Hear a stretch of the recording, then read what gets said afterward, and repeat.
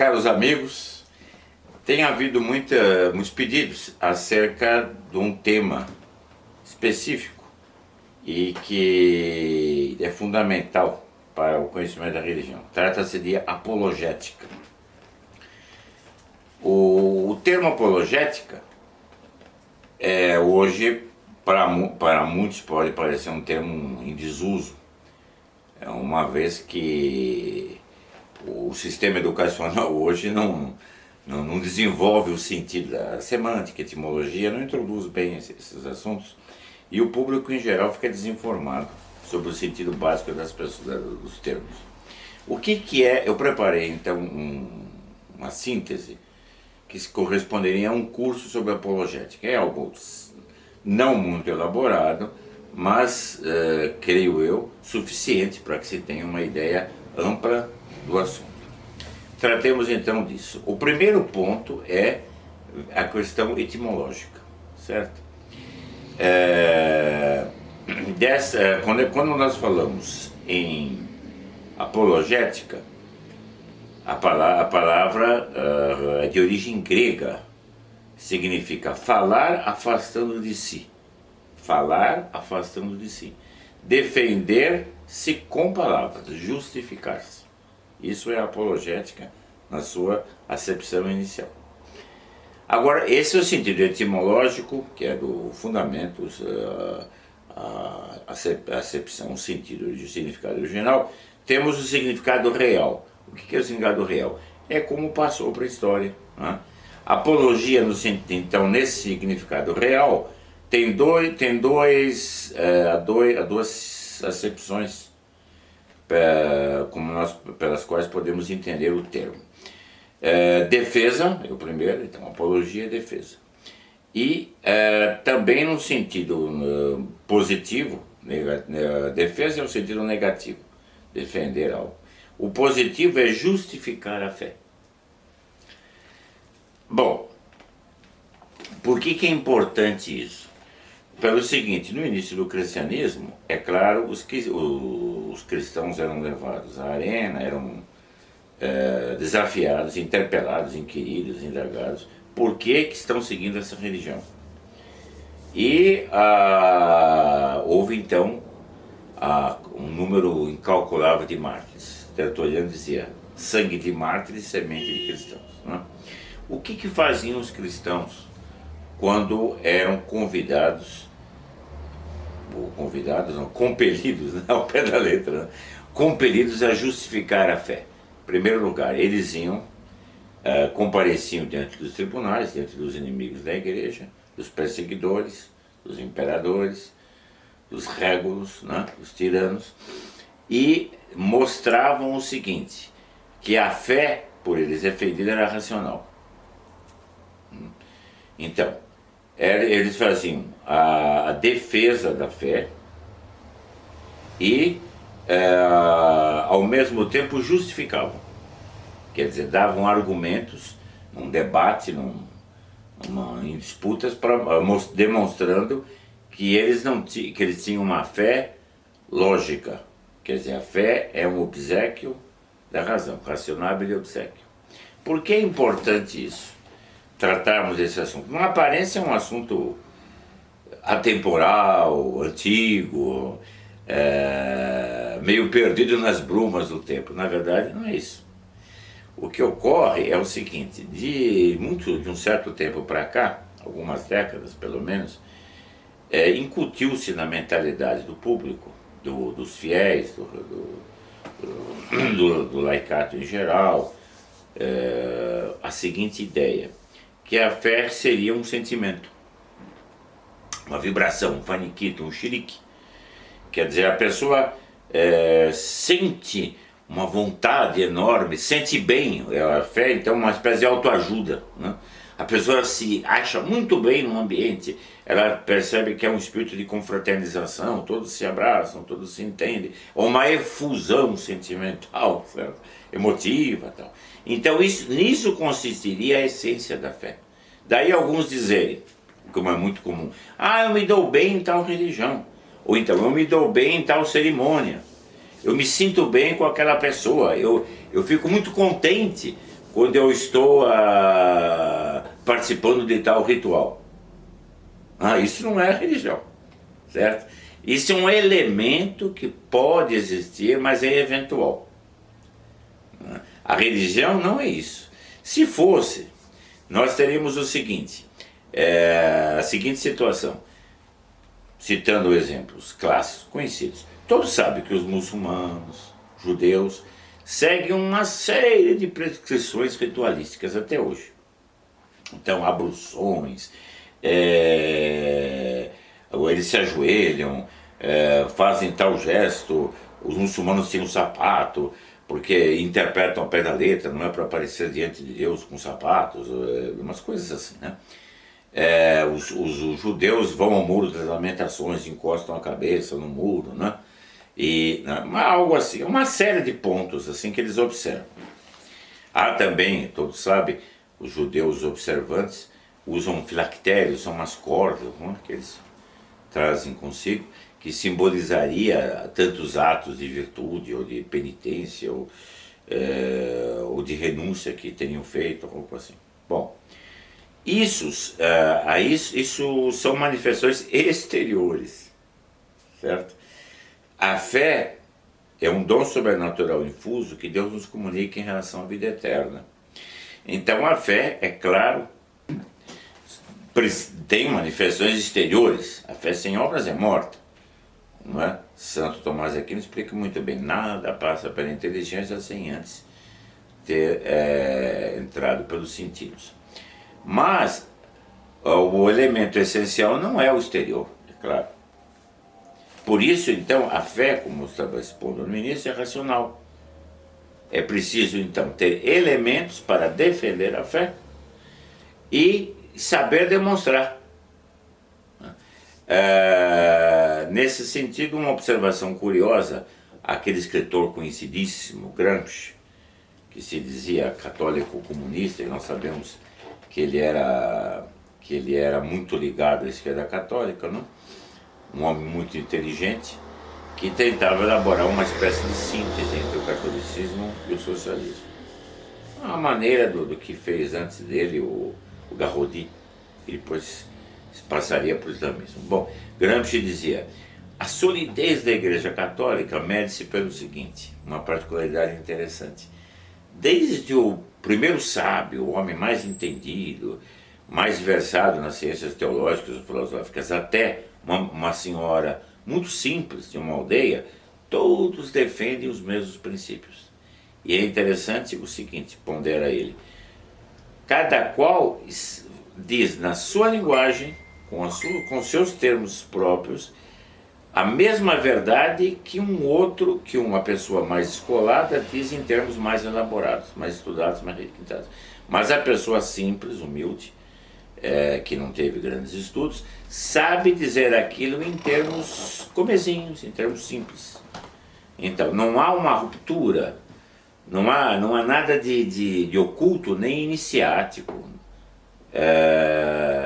no catolicismo, nesse sentido. Todos creem nas mesmas verdades, que são reveladas por Deus e propostas pela Igreja. Bom, alguém poderia levantar uma objeção, que tem todo cabimento, consistente no seguinte, se a fé é racional, por que os mistérios? A resposta é muito simples. Se o homem fosse capaz de conhecer tudo a respeito de Deus, se todos nós fôssemos capazes disso, seríamos deuses, né? Então, não repugue na natureza humana que haja conhecimentos superiores à nossa inteligência, porque a nossa inteligência não é o alfa e o ômega de tudo, não é o centro de tudo. Deus, que é a própria sabedoria, criou tudo que existe e criou a nossa inteligência. Então, Deus não pode enganar-se e não nos pode enganar. Claro? Então, o dogma, a existência do dogma, não repugna na natureza humana. Entretanto, há uma parte da religião católica que corresponde a toda a explanação racional daquilo que é próprio à natureza humana compreender. Quer dizer, a fé é racionability, ela é razoável. Nós podemos considerar então o seguinte: a apologia, então, tem por objeto, também pode ter um mistério, como a Santíssima Trindade, que é um dogma, né? Tratar de infalibilidade papal, de uma lei eclesiástica, como o celibato. A apologia também pode referir-se a um santo, a um papa cuja memória se defende. Por exemplo, é conhecido o trabalho Apologia Pro Vita Sua, de Newman, é uma obra clássica. Então a apologia tomada nesse sentido é mais antiga que a apologética, tá claro? Então temos apologia e apologética. Trataremos disso logo a seguir. Já na antiguidade, São Justino escreve contra os judeus, Aristides contra os gregos, Minúcio Félix contra os romanos, Orígenes contra Celso e assim por diante. Na Idade Média, houve a apologia do cristianismo em face do judaísmo e do islamismo, Suma contra Gentiles, por exemplo. Na Idade Moderna, nós temos a reforma pseudo-protestante, o racionalismo, o humanismo. Então houve a contra-reforma, uma apologia da fé em face da investida revolucionária de Lutero e seus asseclas. Na Idade Contemporânea, temos em curso a investida do ateísmo.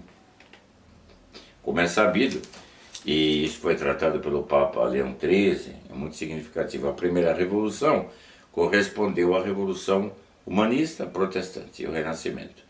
Então, dizia Leão XIII, a primeira revolução pode ser sintetizada assim, desse modo. Cristo sim, a Igreja não.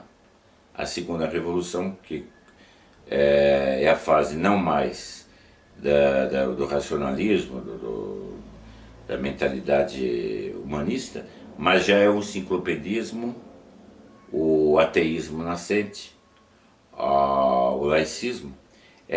A segunda revolução corresponde ao seguinte: Deus sim, Cristo não.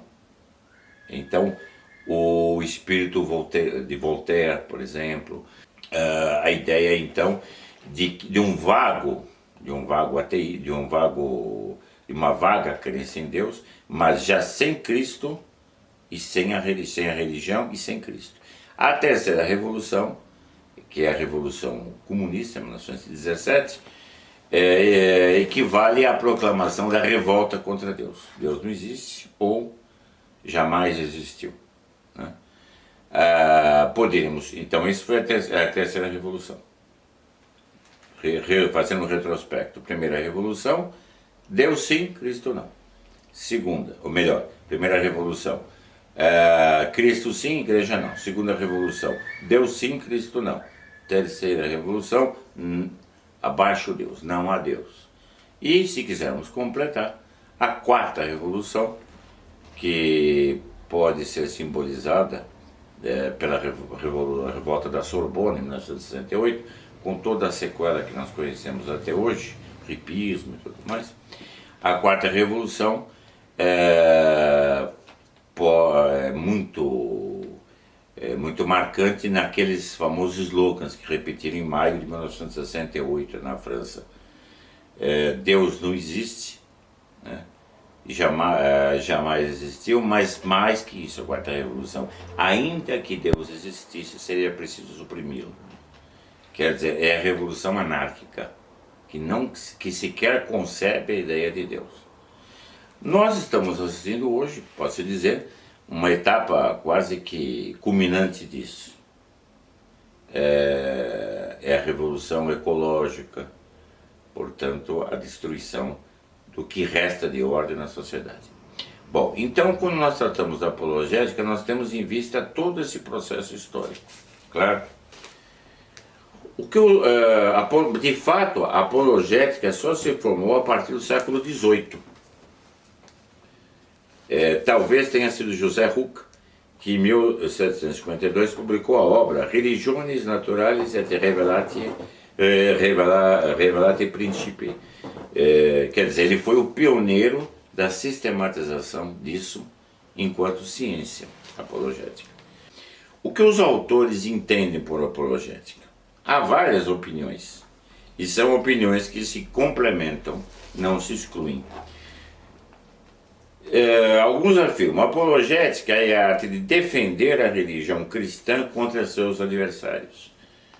Drey, posição de Drey. Outra, a apologética é a ciência que trata dos princípios constitutivos e diretivos das ciências teológicas, que não. Uma terceira definição, a apologética é a ciência dos argumentos e do método próprios à defesa da religião, Didiot. Quarta definição, a apologética é a demonstração e a defesa científicas da religião cristã, Oettinger. Quinta definição, a apologética é a justificação racional, muito importante essa expressão, justificação racional da fé segundo a fé ou o desejo, a apetência da fé, que todo homem traz consigo. Definição de Falcon. Outra, apologética é summa argumentorum credibilitatis fidei catholici. Gardai é um grande especialista no tomismo e procura, ele desenvolve o princípio de que o tomismo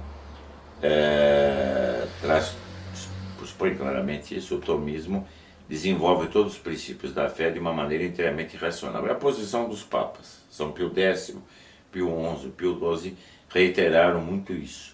Se alguém não quiser incorrer em erro, deve ter em vista, como primeiro passo, estudar a filosofia de São Tomás de Aquino, porque ele apresentou os termos de uma maneira clara, precisa, lógica, e desse modo deu uma sustentação, apresentou um alicerce para a fé que torna a religião muito clara, muito acessível e facilmente compreensível. Depois nós temos apologética, demonstratio credibilitatis et appetibilitatis dogmatis, Paul Piquet. Apologética é justificatio rationalis obligationes credenti, Pinard de la Boulette. E por fim, apologética, a parte da teologia que trata cientificamente da justificação e defesa da fé, Maisonneuve. É claro que há outras definições. Eu coletei aqui algumas mais expressivas. Certo? Apenas retenhamos, antes de concluir, o seguinte. Como é impossível agradar a gregos e troianos, no atual contexto de literatura apologética, conservemos em mente três concepções. A primeira pode ser apresentada nesses termos. Apologética é a justificação racional da religião católica. Pronto. A outra, apologética é inquisitio in vera religione, quer dizer, uma inquirição sobre a verdadeira religião. E o terceiro ponto, apologética é a demonstração racional da credibilidade e razoabilidade da religião católica. Bom, atualmente a apologética não tem recebido a atenção devida.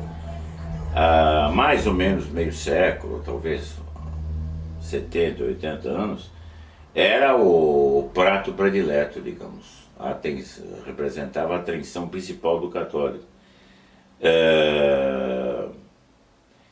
E houve até quem considerasse o argumentar racional acerca da fé como fundamento da própria fé, quando não é assim. A fé, é claro que é um dom de Deus, certo? Então foi uma época do racionalismo, certo? A igreja, então, vamos distinguir, a igreja é racional, a fé é razoability, é razoável, mas o fundamento da fé está em Deus, porque nós acreditamos na autoridade de Deus que revela, tá claro? Bom, embora seja um pouco árdua essa apresentação, eu reconheço, uma vez que entremos na sequência, depois, creio eu, tudo irá fluir mais naturalmente. Eu estou aberto a que façam perguntas, levantem o tema e evidentemente, apresentem sugestões, objeções, críticas. Será com muita alegria que nós iremos acolher isso e desenvolver cada ponto. O objetivo, portanto, é, como disse de início, dar um quadro mais amplo e tratar do assunto com toda a objetividade possível. Claro? Recomendo que todos se inscrevam no canal e divulguem, tratem do assunto. E é muito importante agora, com os meios das redes de comunicação social, nós podemos fazer uma apresentação mais ampla disso, uma explanação que tenha desenvolvimento e penetração em vários meios. Há uma grande procura, uma grande apetência do assunto apologética. Caros amigos, caros alunos, aguardo então que nós possamos desenvolver o assunto mais em profundidade. Agradeço a atenção de todos e pretendo continuar em breve, se todos tiverem interesse e paciência, a pachorra em suportar essa exposição. Boa noite a todos e até breve.